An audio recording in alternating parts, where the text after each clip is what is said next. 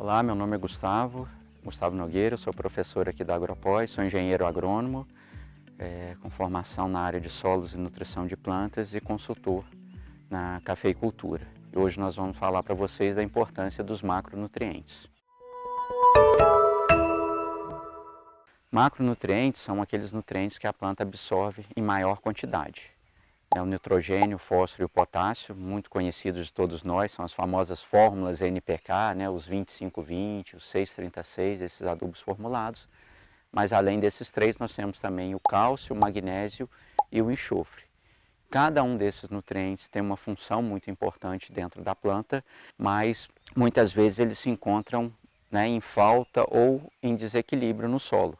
E nós precisamos então de uma análise do solo, de um conhecimento das culturas, para que a gente possa fornecer esses nutrientes de maneira equilibrada e balanceada, para que a gente possa obter um aumento de produtividade das culturas. Os macronutrientes, até pouco tempo atrás, a gente dividia em macronutrientes primários, que são nitrogênio, fósforo e potássio, aqueles nutrientes mais caros, por isso que muitas vezes a gente dá uma importância maior ao nitrogênio, ao fósforo e ao potássio. O cálcio e o magnésio, eles não são menos importantes, mas eles são fornecidos praticamente o total que a gente precisa na forma de calcário. Então eles têm um custo menor.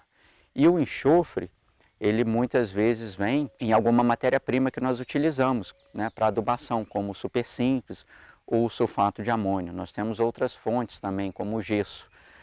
Mas a gente sabe que o enxofre hoje, com o aumento da produtividade e o uso de fórmulas NPK muito concentradas em algumas regiões, nós tivemos problemas com o enxofre. O enxofre passou a limitar a produção. Então hoje nós temos várias matérias-primas revestidas com enxofre elementar, nós temos enxofre pastilhado, mas o importante é sempre o quê? Fornecer esses nutrientes de maneira balanceada e equilibrada, nunca deixar faltar e nunca fornecer também, nunca adubar em excesso. E como é que a gente faz isso? Através da análise do solo e da produtividade desejada.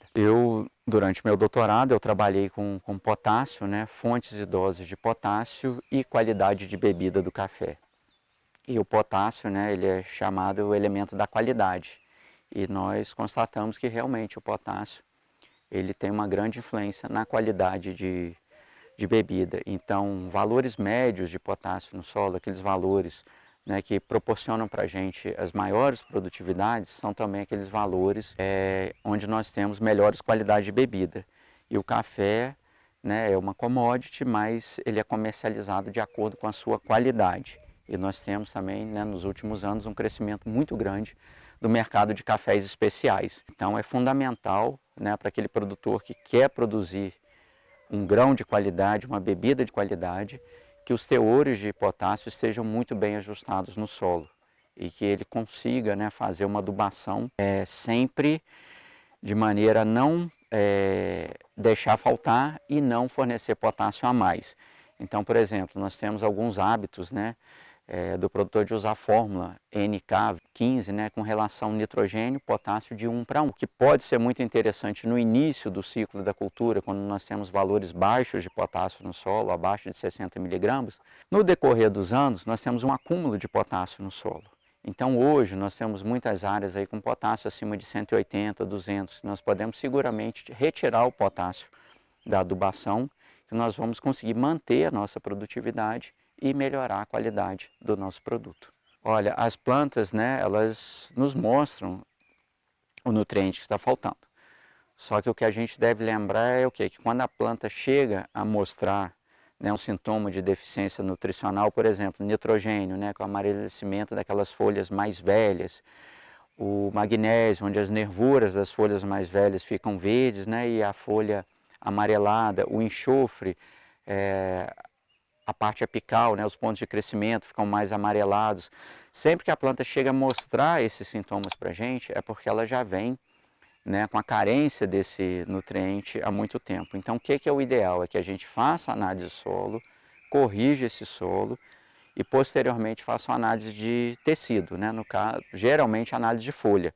Cada cultura tem um processo de amostragem, é um dos assuntos que nós discutimos durante o curso, mas é importante que a gente complemente a análise de solo com análise de folha, para a gente realmente saber o que a planta está conseguindo absorver, né, e acumular nos seus tecidos, para a gente poder ajustar isso aí durante a adubação, que pode ser tanto via solo, para macronutrientes, quanto via folha para os micronutrientes.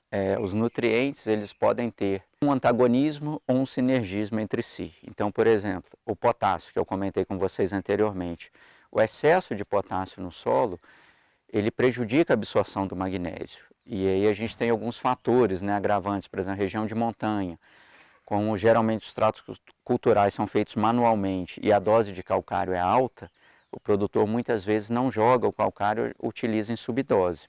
E além disso, nós temos calcários também com baixos teores de magnésio.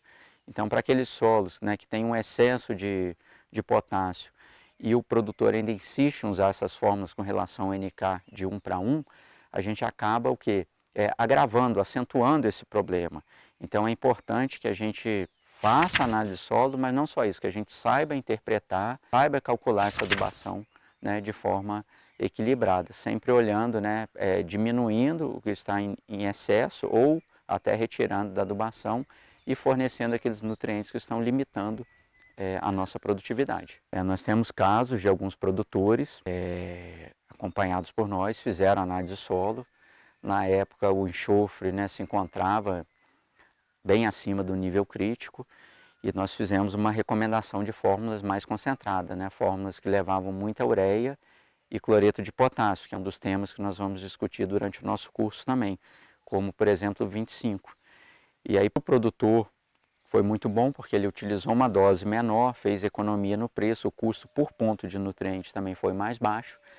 Mas 2 anos utilizando essas fórmulas sem fornecer enxofre, né, e com produtividade alta, o que aconteceu? Os níveis de enxofre caíram muito, tanto no solo quanto na folha. E aí nós precisamos reajustar essas fórmulas, né, para fórmulas que levavam mais sulfato de amônio em sua composição, fórmulas que forneciam aí 7 ou 8% de enxofre. Né? E aí o produtor, num primeiro momento, ele não quis utilizar porque o custo dele subiu um pouquinho. Mas depois a gente explicar e mostrar essas análises, né, e falar sobre a produtividade, que ela ia começar a decrescer devido a esse desequilíbrio, né, ele concordou e passou a utilizar essas fórmulas um pouco menos concentradas, né, que forneciam valores satisfatórios de enxofre. Pessoal, esse foi o vídeo de hoje, espero que vocês tenham gostado. Né? Quem gostou, deixe o seu like, deixe nos comentários. Nós temos o nosso curso, ele é muito amplo, trata de vários assuntos como a solo, amostragem de folha, cálculo de calagem, adubação, né? Tudo isso nós vamos discutir muito bem durante o nosso curso de pós-graduação em solos e nutrição de plantas. Eu hoje, né, sou consultor, trabalho no Senar, no programa TIG, eu atendo 30 produtores com esse programa e também dou consultoria particular na área de cafeicultura. Então nós temos vários produtores aqui na região, Canaã, Araponga, Ervalha, né, São Miguel, que nós fazemos todo esse trabalho, tanto de gerenciamento da propriedade, quanto de amostragem de solo, né, cálculo de adubação, adubação foliar, controle de plantas daninhas, controle de plantas e doenças. Né, a gente acompanha a cultura desde o plantio, definição de espaçamento, variedade, até a fase final de colheita e pós-colheita.